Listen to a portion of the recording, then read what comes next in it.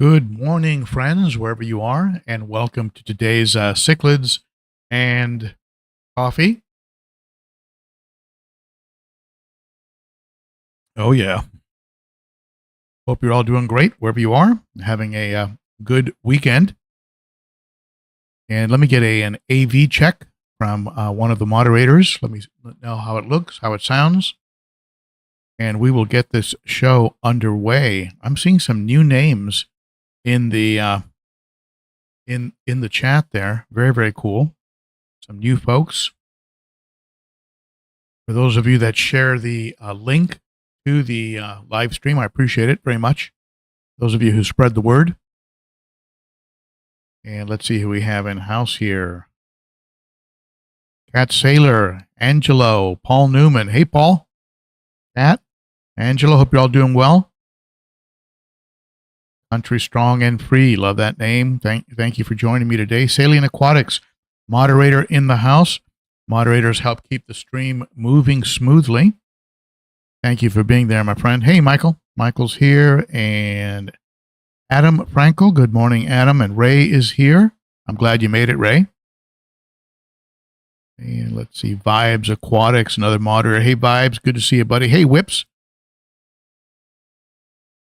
Whip in the house. Thomas Medina's here. Good morning to you. And hey, Lady Diane. Nice to see you. Glad you're here. Davey Larson's here. David Neary, good morning to you.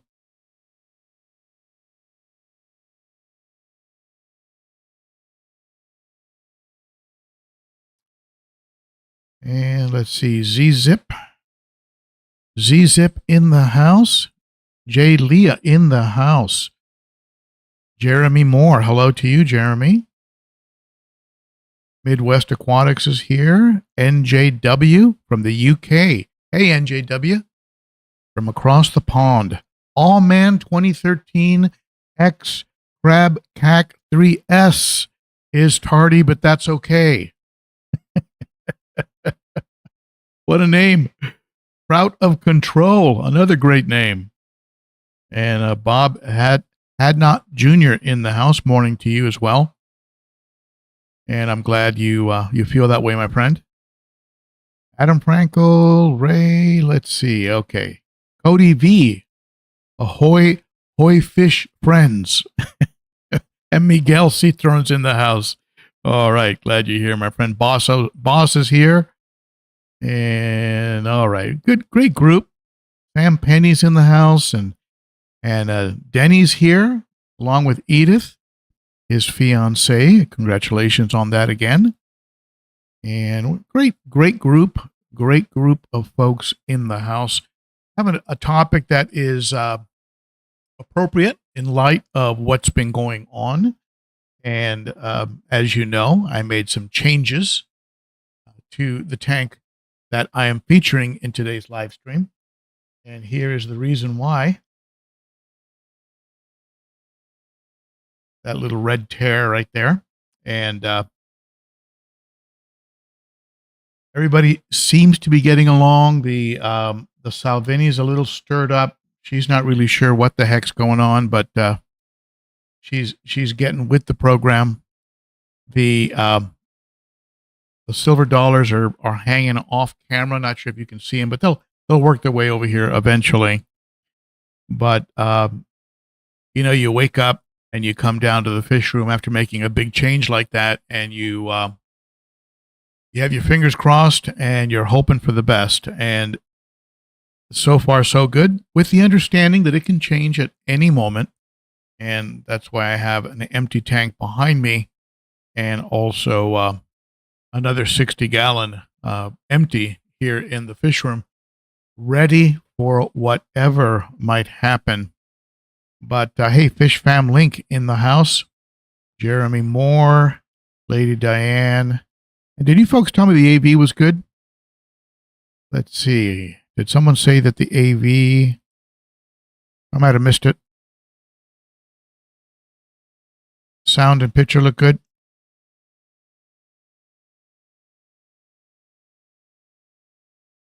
Just let me know in the chat.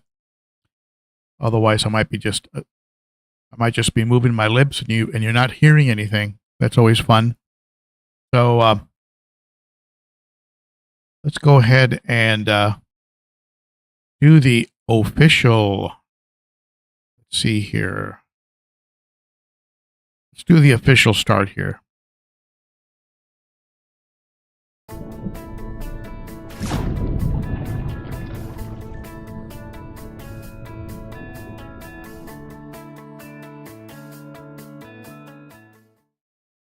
Big shout out to channel sponsor, the Cichlids Shack in Tempe, Arizona.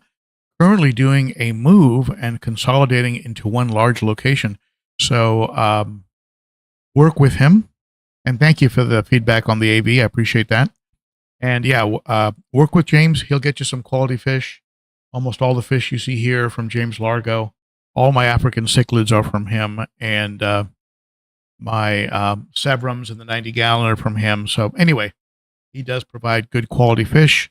Check him out at thecichlidshack.com and get 15% off using Shack Attack 15 for fish orders over $100. Doesn't apply to shipping. And if you use Southwest, be sure they go to your airport. So check out the Shack. And let's go ahead and we restarted the stream twice. But never a bad thing. So I'm going to get to your questions that are on the chat. We'll go ahead and shift over to this chat shortly. But for right now, let's go ahead and get into today's topic, and certainly ask questions, and I will go back and answer them. Very quickly before I jump into that, a very quick shout out to my monthly Patreon supporters. They are very, very appreciated, and they really help me to kind of keep things rolling, and they take some of the anxiety off with regards to the expenses associated with maintaining a fish room. So a big shout out to my Patreon supporters. There are some links under the description on how to be a member of the Garage Gang and a monthly Patreon supporter. Charge for as little as $3 a month. All right. If you'd like to support the channel using Teespring, you can. There are some cool things available on Teespring, like coffee mugs, T-shirts, hoodies, tank tops, all kinds of good stuff. Check that out at Teespring. There is the link for Teespring. And another way to support the channel is if you shop on Amazon, and who in today's world doesn't, use the amazon.com/shop/ben.o.cichlid. If you use that link to get to Amazon, anything you buy on Amazon will give a credit to the store, whether it's from my Amazon store or not. So it's a real easy way to help the channel. And again, amazon.com/shop/ben.o.cichlid, all one word. And your purchases on Amazon will help the channel to handle expenses. So just a few ways to support the channel. Very appreciated when you use those methods. And today's topic is having to do with something that over the years I've gained a lot of experience with. And I've tried just about everything. You name it, I've tried it. And I've found that some things worked temporarily, but didn't really solve the problem. And I found that other things didn't work at all. And other things did work. And so I've compiled a list for you. You know me and my lists. I love lists. And this is just over the years, the kinds of things that I've come across that I have found to be not, workable or not workable. And I want you folks to, of course, share your experiences, because keep in mind, some of these things I might say didn't work for me, but they might be working for you. They might work for you. Again, everybody's situation is different. Everybody has unique um, combinations of fish, different fish temperaments, things of that nature. And even off of my last video that I just released, the I Did It video, I'm getting different comments on, good luck. I had a fish like that, and it did work out for me. And another one says it did work out, but after X number of years, he went crazy and I had to get rid of him. And he tried to kill all my fish. And it's all these different. And the one thing that it is very clear to me is that everybody's situation is unique, and there are some things that we can say on YouTube that are universally true, like you are going to need water in your aquarium. That's a truth. That's one thing we can all agree on. No argument. We all need water in the aquarium.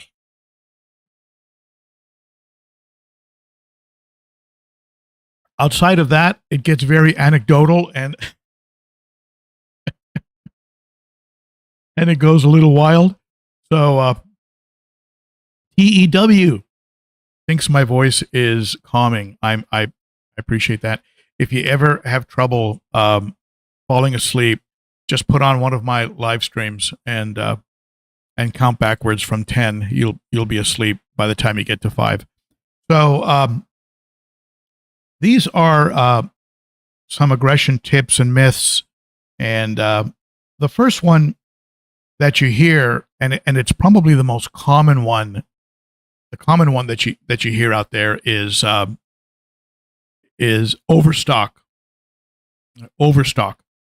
and I think there's some truth in that. I mean, there is something to be said for spreading aggression, and there's something to be said for, well, the reason the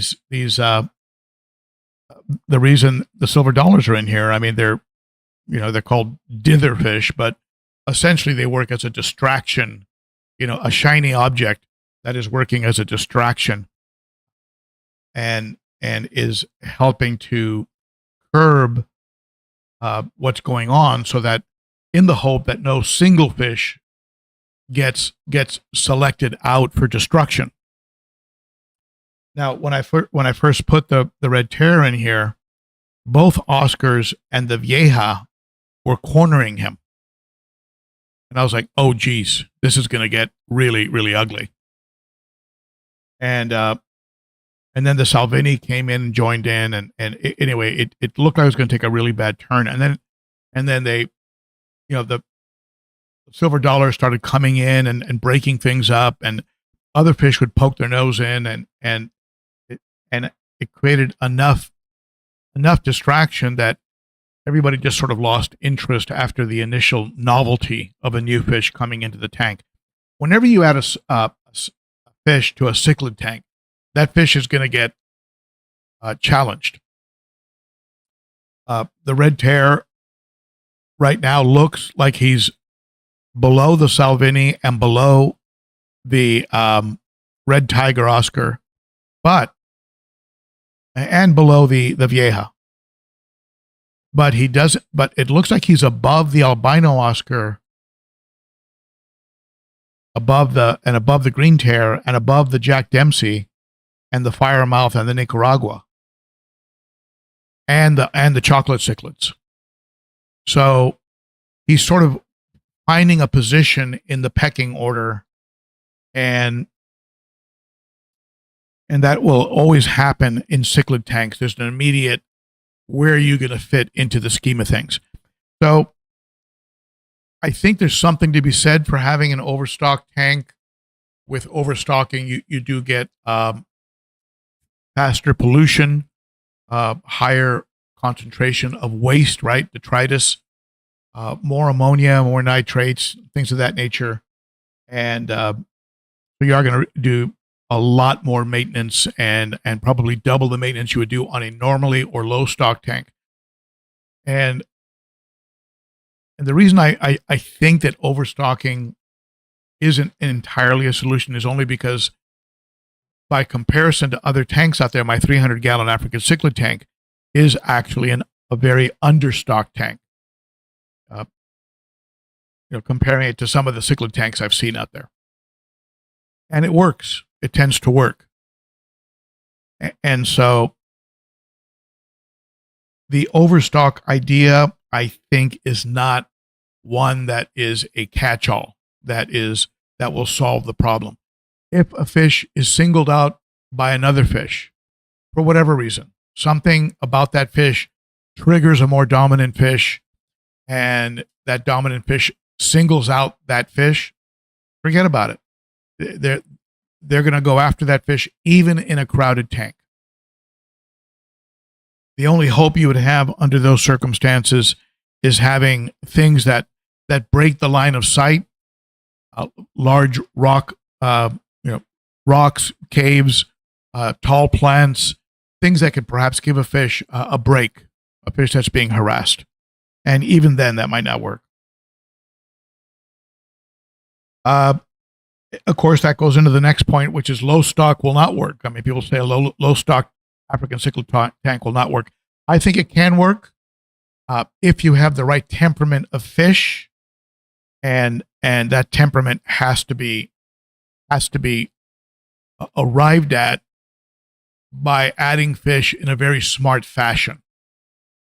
And by that, what I mean is the more aggressive fish should be added later. Like if you're going to do a peacocks and haps tank, let your peacocks get in there, get settled, get comfortable, which, by the way, peacocks can be very violent to each other. And then gradually add smaller haps, a little bit smaller, not too much smaller, a little bit smaller, and let them sort of grow up with those peacocks always having been around. And you'll have a better chance of success. So there are ways of setting it up so that it doesn't have to be overstocked. Another idea out there on aggression is to keep the fish well fed. Now, you're on a little bit of a balancing act there with African cichlids because you don't want to give them bloat. I mean, you don't want to give any fish bloat. So you don't want to overfeed, but you want to keep them well fed. And well fed doesn't necessarily mean volume. In talking to Piscine, right, the owner of Piscine Energetics, the owner of the representatives for Sarah, the representatives for Northfin, one of the things that came up in I think in all of those cases was that you can feed less, which is going to create less waste with a higher quality fish food.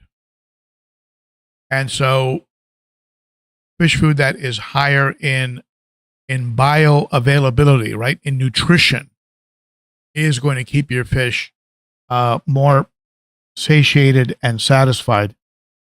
Salvini, who normally hangs out on the left side of the tank, is like all over the place with all these new fish. She's not sure what to do, including going inside and asserting herself on the cave that I brought over for the red tear. She's going inside the cave now. Any cave you bring here is mine. So anyway, so at any rate, so yeah, keeping them well. I mean, people say, yeah, fish get hangry. They get hangry when they're hungry, and they get into a bad mood. But there are a few times where I'll just go to one feeding a day, or I'll skip a feeding just to let them kind of clean out. I don't necessarily see a big jump in aggression. But then again, they are getting a very high nutrition, dense nutrition in the form of Sarah, in the form of Northfin, and in the form of Extreme. So they're getting super nutrition, and in this tank they're getting bloodworms at least once a week, and African cichlids get frozen krill. So they're getting good stuff, and so they're keeping the hangry at bay, and hopefully. Another misconception that you see floating around out there is lights out.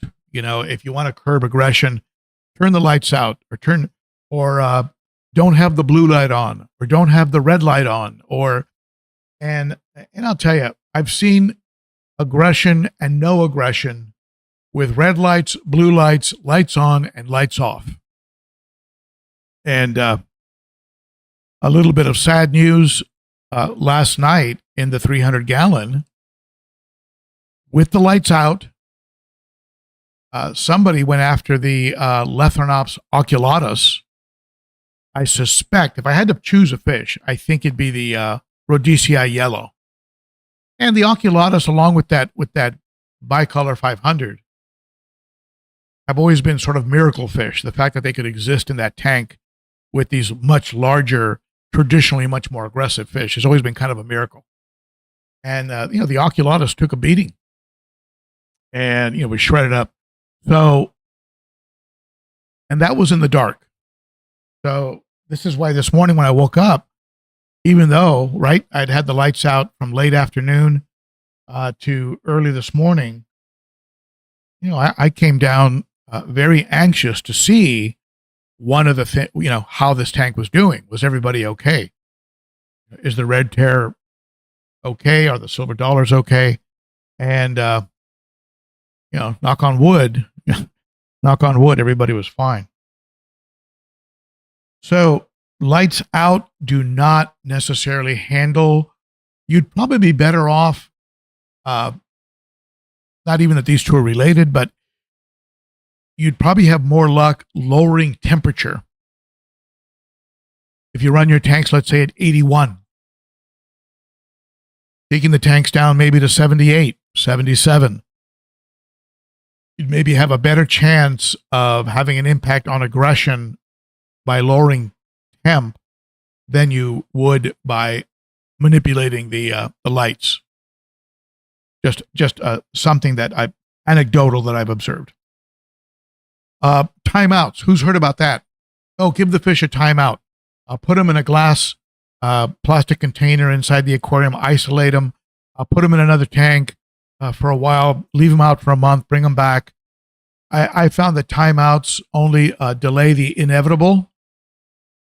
They come back just as much a jerkfish as they left, and they might seem okay for a week or two, and then the show starts all over again. So I'm not a big believer in timeouts. I don't think timeouts work. The only thing really that has worked for me has been, and you know this if you're a fan of the channel, has been the removing of the fish.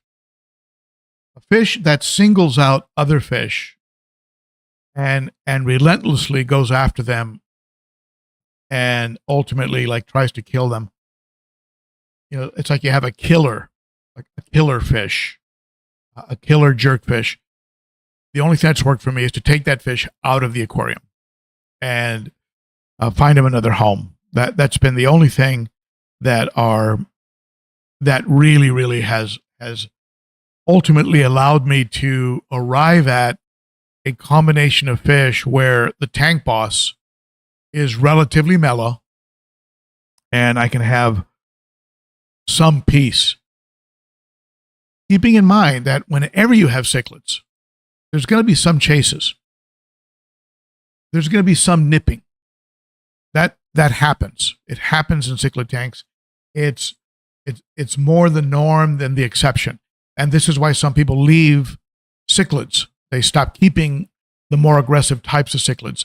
They get into community tanks. They get into, planted communities. They start keeping live bears. Because they just get tired of it, right? I get it.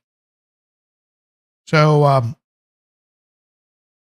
you do have to, even when you feel you've reached a point where things are good, you have to stay very alert. You have to act very quickly. You have to be willing to remove a fish, rehome a fish. You have to have a tank ready to go instantly. Maybe some media, like I have media in the sump that I can pull out and put into an internal filter immediately. And, just be ready to take a fish out if I have to. Another thing that I've found is not always true is the reputation of the fish.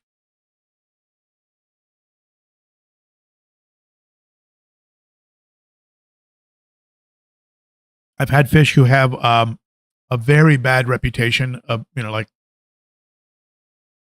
I mean, really, the Salvini. I mean, people told me the Salvini would never work in this kind of a tank. Uh, I mean, I've had, you hear things about eye biters.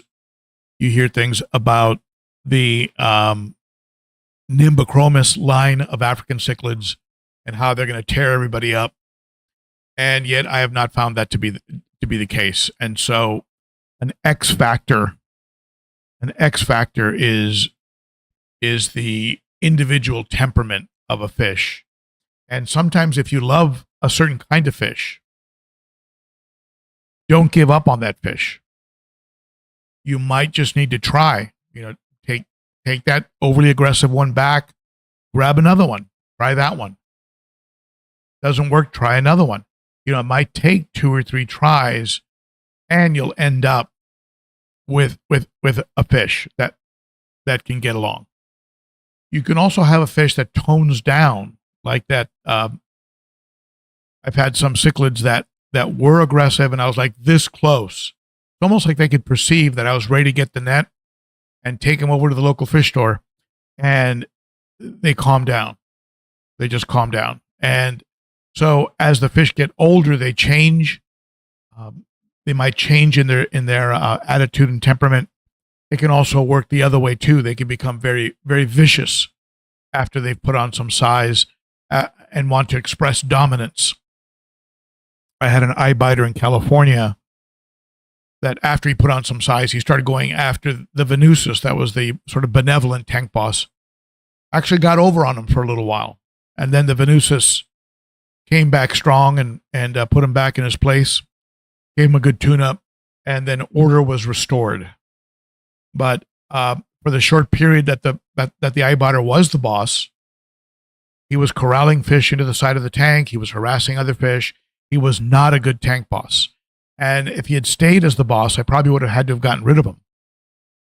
Fortunately, Vinny came back, tuned him up, and he calmed down, went back into a subdominant position, and the tank became relatively peaceful again. That was that 150-gallon acrylic tank I had in California.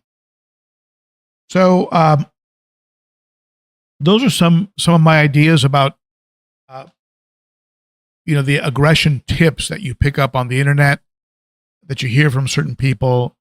And again, take everything I say always with a big grain of salt and realize that for every tip I give you, there's going to be probably half a dozen people who'll say that didn't work for me or that did work for me. So again, stressing and emphasizing that everybody's circumstances are unique, and what works in one combination of fish might not work in another. And, that's the one disclaimer that every YouTube channel should probably issue. What works for me might not work for you. So just something to keep in mind.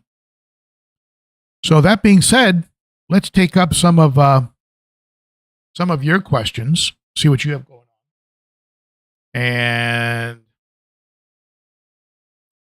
let's take a look at the chat.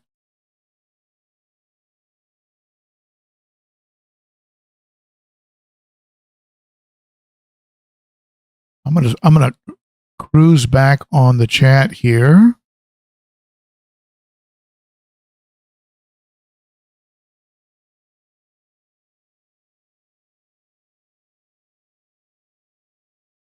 Thank you, Sam Penny. I did see your goat comment. I don't think I'm the goat, but thank you. Andy wants to know, Ben, do you get aggression when it comes to fish that sift through sand to get their food? For example, will a firemouth battle a geophagus for the bottom substrate? I haven't kept those two types of fish together, so I can't speak to that from direct experience. I do know that geophagus can get, my Syriamanensis do get very aggressive with each other. They can be. Ever since I added the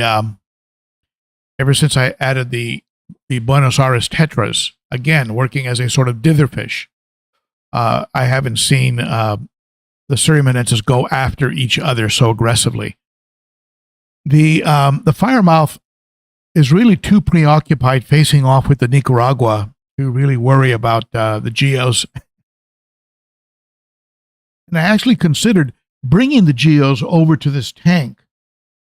There is sand in the back, aragonite and crushed coral and stuff like that, that the geos could dig around in. And I suspect that after the red tear gets comfortable, he's going to start redecorating. He was certainly moving things around in the 55-gallon. But I don't know. I'm not sure if the firemouth would compete with the geos. What do you think, folks? Do you think I should bring the geos and the severums into this tank? Or do you think that would be too much? Because I could bring the geos and the severums over, or leave the geos and severums where they are and maybe add a few discus and a few, over to that 90. If I did that, I'd probably want to add plants, which means I'd have to take out the Buenos Aires tetras. Anyway, just things to consider. Your input would be greatly appreciated. All right, let's see what else you got here on the chat.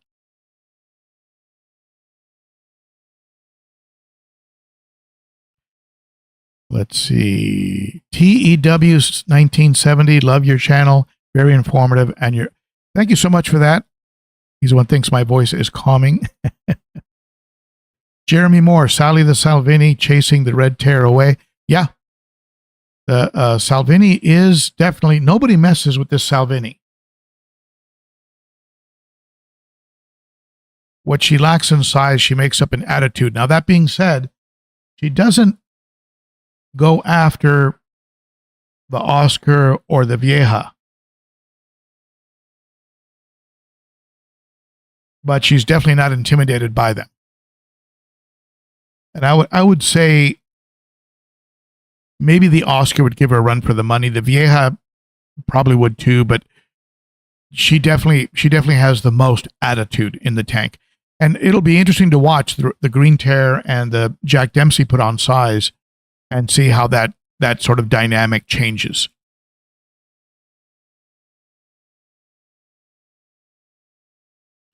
Jerry's Fish Room. All good in the fish room. Just cut a deal with my local fish store to be their supplier for super red plecos. Very, very cool. Yeah, Jerry's getting huge, just huge amounts of fry on those super reds. Very, very good job there, Jerry.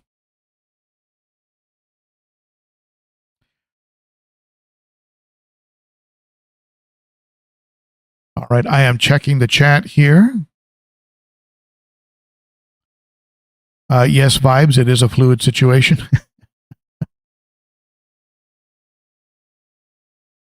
All right, let's see.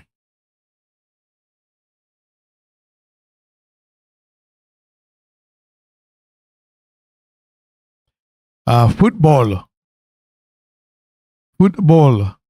SEC football. Are you talking about soccer? Is that your name for? Is your name mean that other football? Football says, one constant in fish keeping is there is no constant in fish keeping.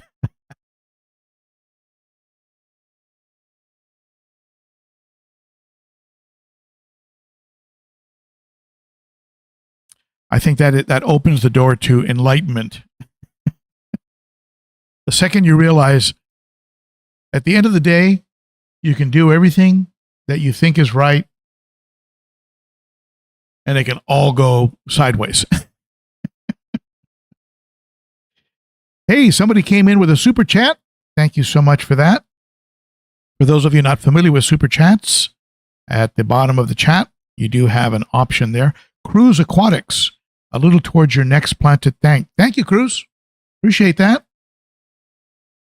And it looks like you're up in Canada. I am hoping and praying that the fires up there actually subside. We are starting to get smoke down here.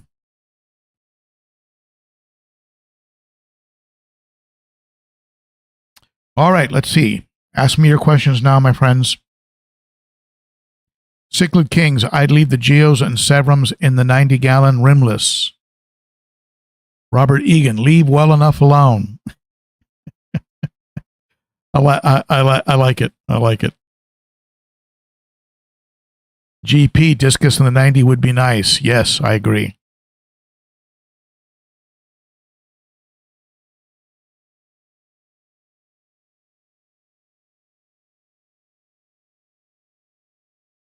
Yara Sub, you and Caveman are the best. Yeah, Caveman has a very nice channel over there. Hey, be sure to check out Jerry's fish room. And I know I mentioned Jerry's plecos there. Be sure to check out his fish room. He's got a channel. And Vibes Aquatics has a channel.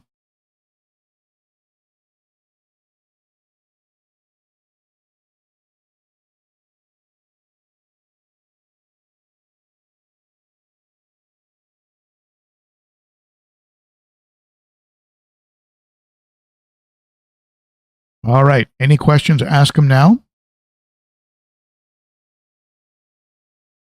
I am cruising the chat.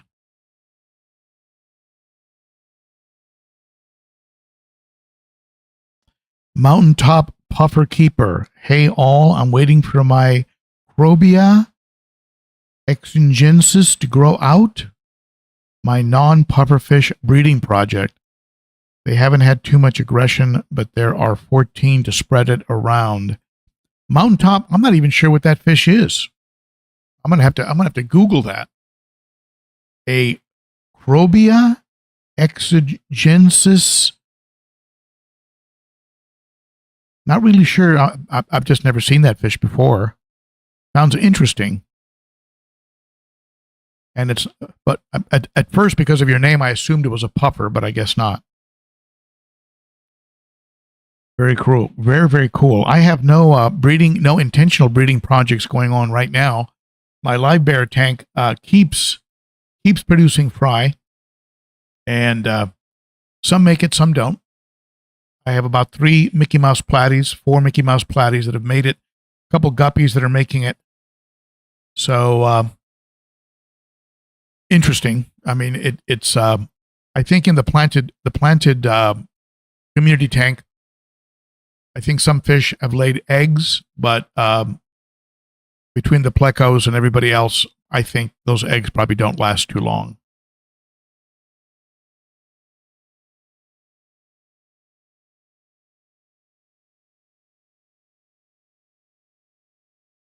All right. Still looking for questions. Any questions, ask them now. And thank you for that super chat.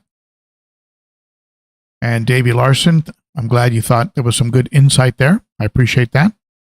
I have a couple videos coming up. I want you folks to be on the lookout for them. And go back here to the main. I'm going to be releasing a video on 10 fish room safeguards.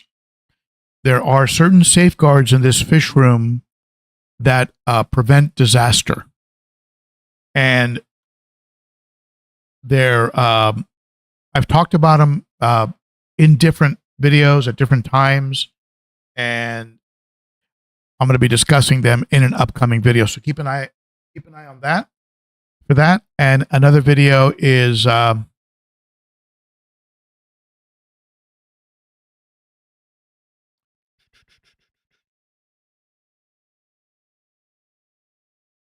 going to be doing, of course, my lap of the fish room where you can look at every tank and what's going on. So that lap will probably be out on Sunday or Monday.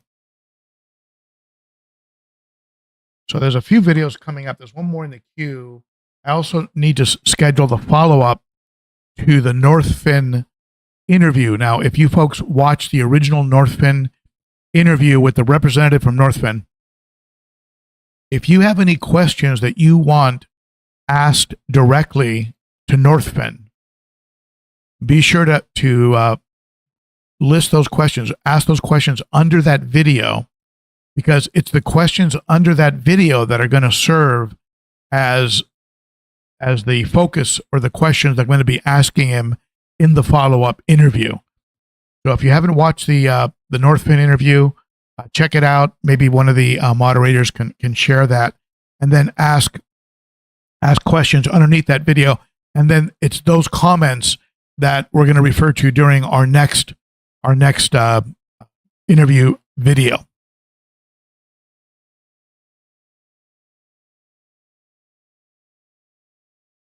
Let's see. Ray Barksdale, when I got my red devil, I was told it was aggressive, but she's a sweetheart. There you go. And again, fish can have different kinds of temperament. And just keep in mind that that kind of temperament can be temporary and can change over time. So again, always have that extra tank ready.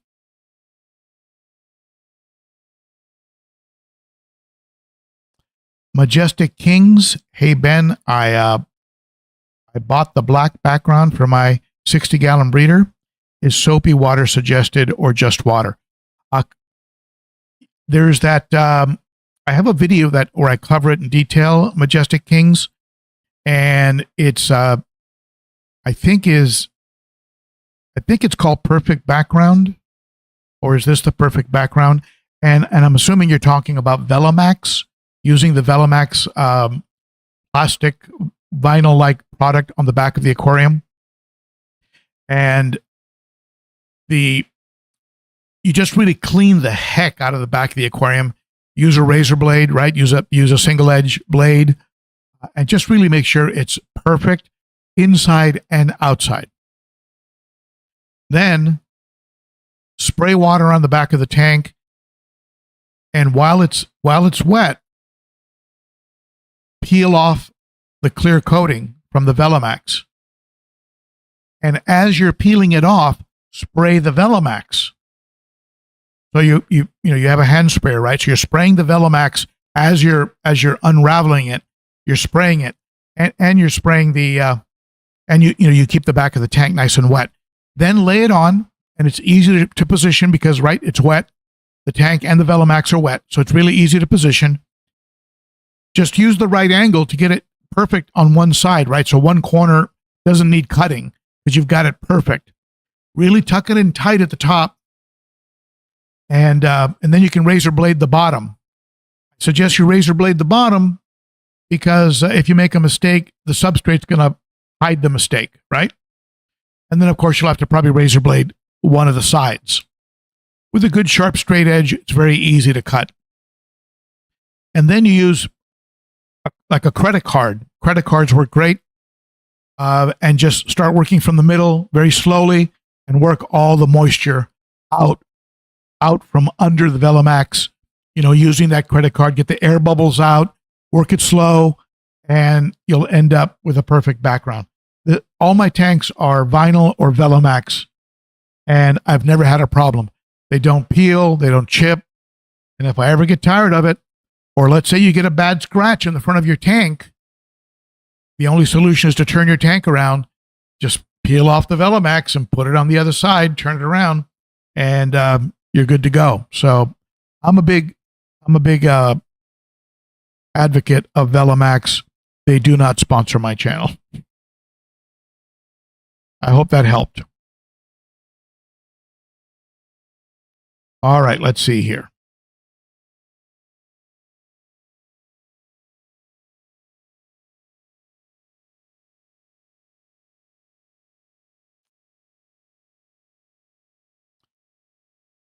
I see what I think is a question, but I think it's just an answer or a comment within the chat, the conversations that go on within the chat.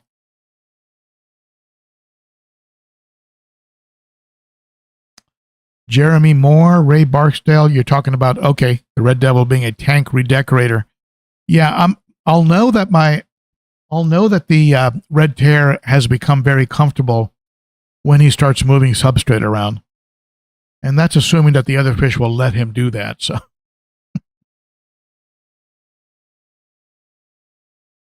let's see here. Vibes Aquatics. I think you're talking about discus. And yes, I have heard that discus thrive in a community. There's certain fish, cories, discus, clown loaches, really any kind of loach, from my experience. The silver dollars. I mean, neons. You know, I haven't had neons really survive well until I started keeping them in bigger groups. So, yeah, there are certain fish you want to get in groups.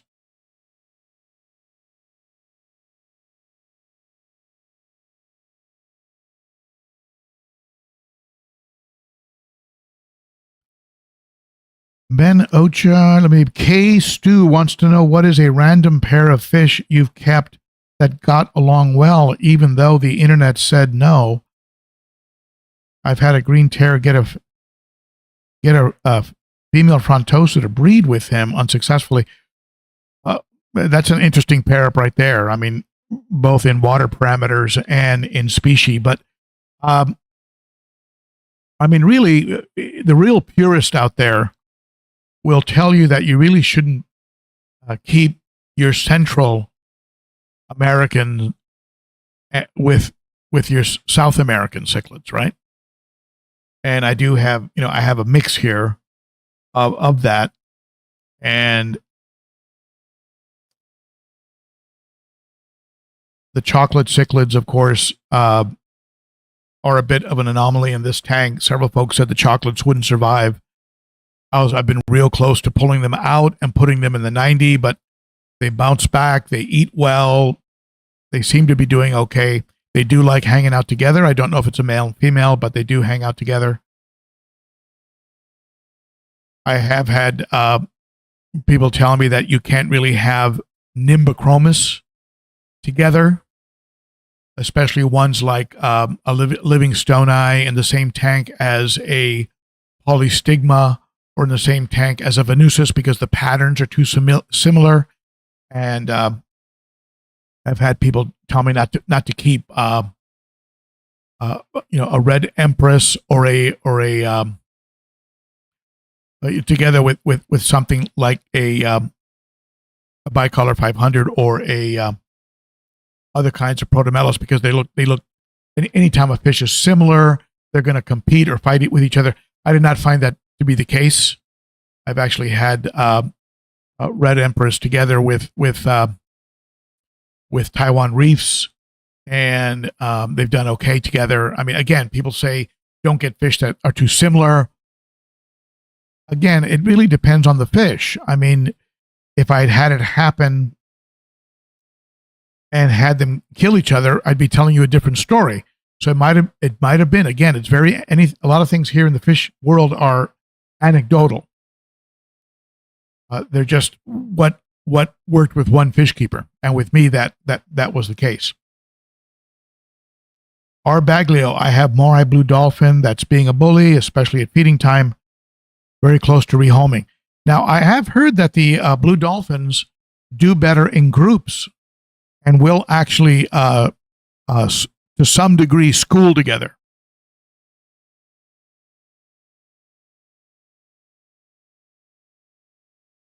So a very different approach, our Baglio, might be, how many do you have right now? And if you have only one, a very different approach might be to take him out, put him in a 50-gallon, and throw in 4 or 5 more dolphins, let them sort things out and quarantine, and then bring them back to the tank and see how they do in a group. Because I've had they sort of distract each other and leave the other fish alone. When I've had a single dolphin, they've been very, very aggressive. Love the look of a dolphin, love the blue shade of a dolphin. It's almost like a deep water hap, right? That Placidochromis, deep water, beautiful shade of blue. But I've just heard that in a larger group they'll do better. So just something to consider, something to keep in mind, something you might try.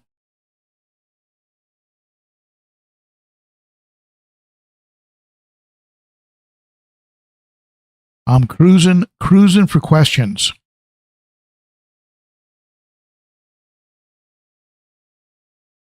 By the way, my friend up in Canada who did the live stream, or I'm sorry, who did the super chat, if you would like some Sarah food, send me your your complete name, mailing address to ben.o.cichlid. I'll send you some Sarah food. And anyone who does a super chat of $10 or more, we'll go ahead and honor that that's little giveaway we were doing, where you can get some of that packets of Sarah food. Just tell me in your email all of the mailing information and tell me what type of fish you have. I'll try and dial in as best I can with the samples I have and get you out some Sarah food. Also, if you do a $10 or more super chat and would like a channel sticker, would like me to include one of the channel stickers, let me know and I'll include that in there as well.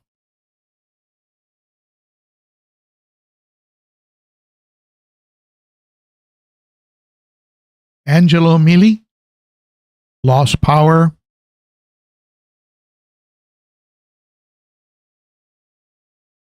For 3 hours, and I have the Aquatop. Is it Aquatop? No, it's just Aqua. I have Aqua lithium battery backups. I have the Cobalt Rescue Air, and I have the Aquarium Co-op. The most powerful one is the Aquarium Co-op. The Aquarium Co-op dual outlet. I have both air stones in the 300 gallon, and when I have a power outage, it gives a lot of water movement, a lot of air to both sides of the 300 gallon. So something to keep in mind, and will definitely be on the list of fish room safeguards. That video that's coming out shortly, so watch for that.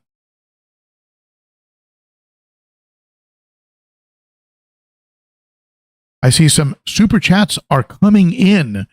Be sure to send me your full mailing address, and I will get you some Sarah. And let me know if you want a sticker.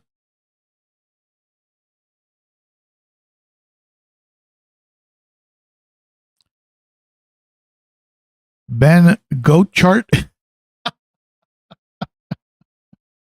listening from Brisbane. Hello, Brisbane. Whips World. I'll be getting you some more there, buddy. You got a few of them when you brought over that red tear. Least I could do for giving me such a cool fish. Well, I'll send you some more there, buddy. Send me. I don't necessarily keep the addresses handy, so always, even though you've sent me your address before, and I apologize for this, always send me. It does two things. One, it makes me. It ensures that I have your right address. And two, it nudges me, it reminds me to get the food out to you. So send me the email and I'll get you your Sarah. And don't forget, folks, if you want a sticker, just let me know. Howdy to you, Chris Aquazone. Another great name. Chris's Aquazone, howdy to you. Cichlid Kings in for some Sarah. I know, John, it seems silly, but send me your address.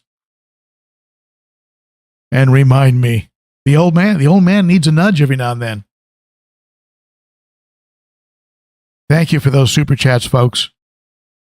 It helps. It does cost between $5 and $10 to ship it out, and YouTube takes 30%. And so that's why I don't own my own business. I just give away the store, just, oh, here, you seem nice. Why don't you take this with you? All right, let's see. Daniel, how you doing, Ben? Hello from Fleetwood, United. Hey, Daniel.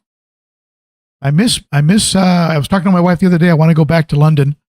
I loved having my flat whites, drinking my flat white coffee in London was one of the best experiences of my life. Whip's World, I tried the battery backups. They work for what? Let me see here. Oh, the live stream is moving fast. Let's see. Battery backups, they work for what? Don't know what that word is there, buddy. What they're designed for. But I just bit the bullet and had an electrician install outlet to plug in. Up there you go. There you go, Whip Squirrel. That's the best. That's the best way to go. And one of these days, when I get a, I want to get probably a split, probably add an heating and cooling that is independent for the garage. And then at the same time, splice in maybe a generator of some kind that is gas operated or perhaps solar operated. One of the big heavy duty ones. So definitely the way to go. And that way, if you're away, let's say you're 4 hours from home, it doesn't really matter.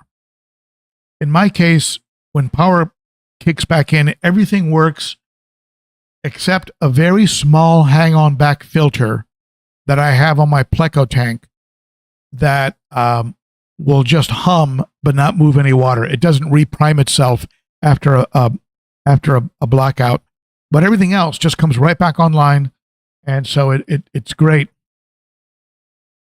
So that's the way to go, my friend. All right, I'm being hit here with some super chats. Thank you, Davey, for the cause. Thank you, Jerry's Fish Room. And did I miss anybody? Cichlid Kings, I got you, buddy.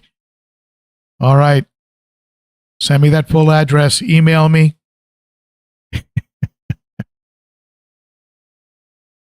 I get it, Whip Swirl. You should see how many times I have to correct every post I make.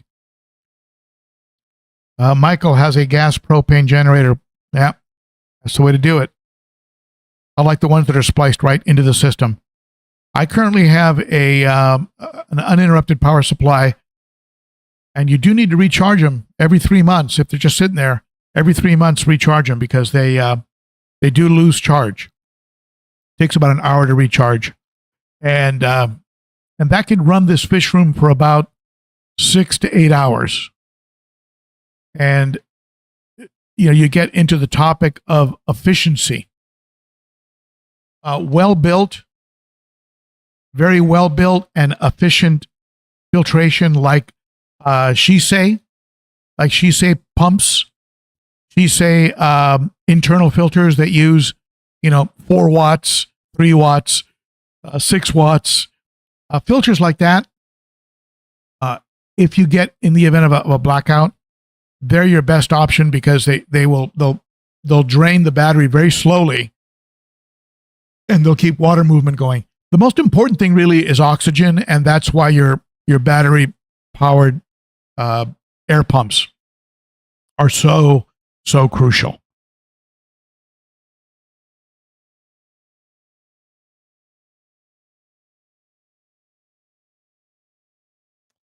All right, let's see here.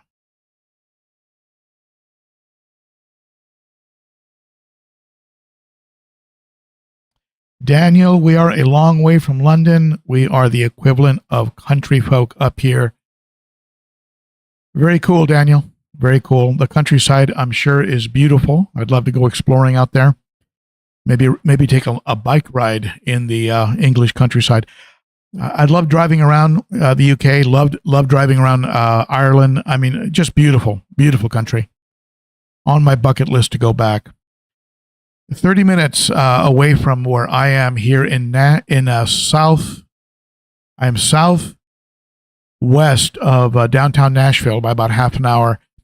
Half an hour away from downtown, and I am in beautiful country. Hay bales, cattle, and horse country. Just gorgeous, absolutely gorgeous. So yeah, I think you're in a good spot.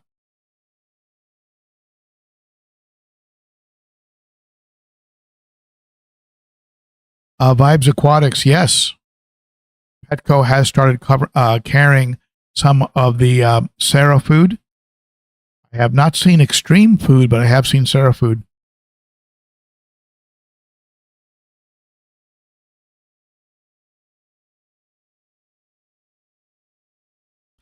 Sam Penny. Sam Penny has an interesting question, and I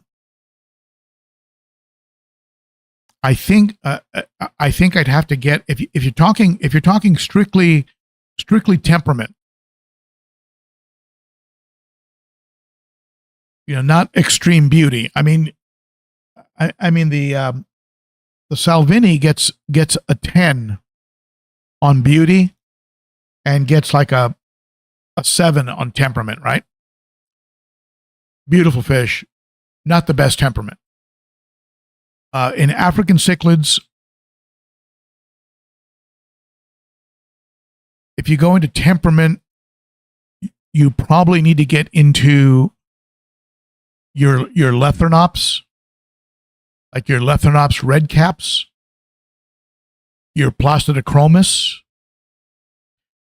For example, if I was to start up a tank right now and I wanted it to be a relatively mellow African cichlid tank, I would put a deep water hap. I would put a Placidochromis, red cap, various Lethrinops, right? Various Lethrinops in there, and those would be my choices for for temperament. I've had other fish that have been mellow, but they were just sort of unique in their temperament, like a Coingi. Coingi is a very mellow fish. A Buccochromis notitania, beautiful fish, can be very, very mellow. Haven't had anyone go wild. The Rhodesia yellow can be a wild man. I think he's the one that killed my my Lethrinops oculatus in the dark when no one was looking. So I only have circumstantial evidence. So I'm not going to remove him immediately.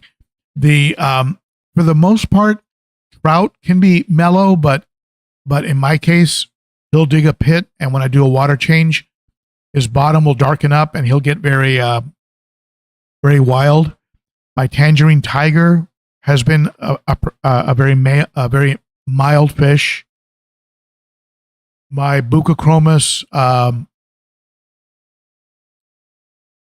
spectabilis has been very mellow. So anyway, it's if I wanted really mellow fish, I would probably go with fish that are of the Placidochromis line. Not sure about a BC10, but believe it or not, among haps, I have found the Xerox to be relatively mellow, and Xerox can be absolutely gorgeous with that bright yellow blaze that goes from the top lip all the way back to the tail, and a little bit of a purple in the body. I had one in California that was purple and black and blue and bright yellow blaze. Was a beautiful fish.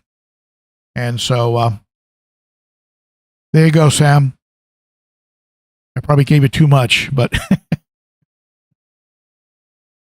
and of course, a bicolor 500, a Taiwan reef. Those are pretty mellow, I've had red shoulders that were pretty mellow, among peacocks. Benga sunshines have been pretty mellow. Flavescents have been pretty mellow. So it really is a roll of the dice.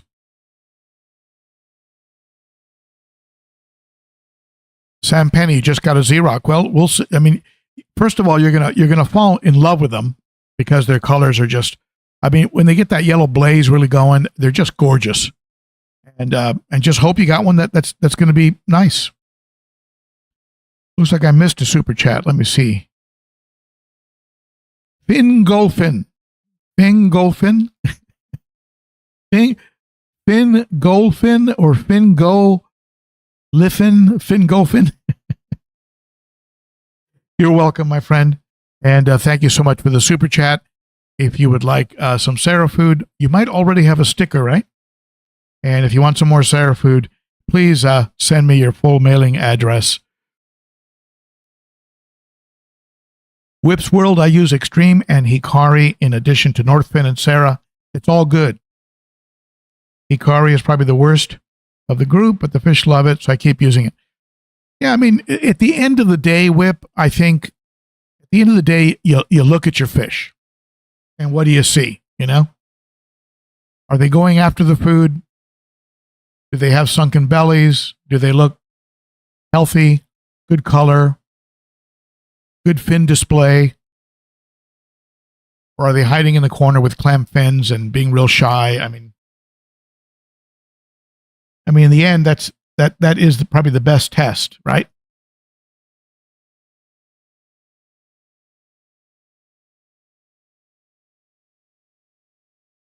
Michael says, wait, I have a gorgeous yellow blaze Z-Rock, not mellow. Okay. And then again, I mean, like we're talking about, right? It's luck of the draw, roll the dice, be ready to move quickly.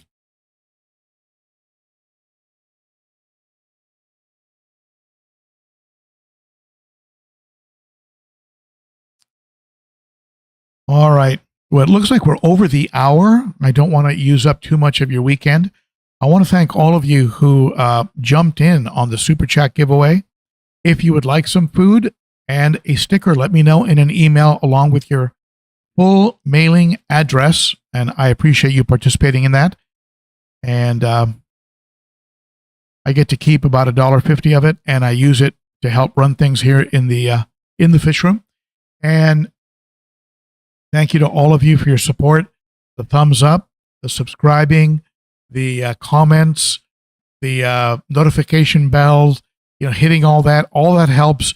All of that tells YouTube there's something going on at this channel, and then YouTube's algorithm gets busy putting it onto the feed as a recommended video for other channels. So thank you very much to all of you that do that. And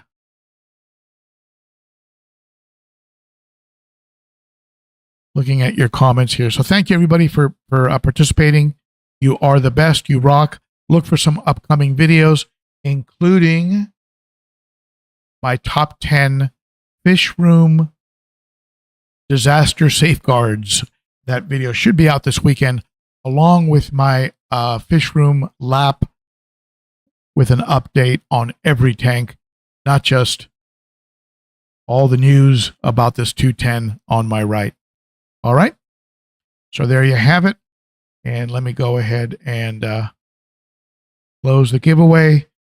And I appreciate you all being here. And that's it for me. Goodbye, my friends. You're the best. I'll see you next weekend. Bye-bye.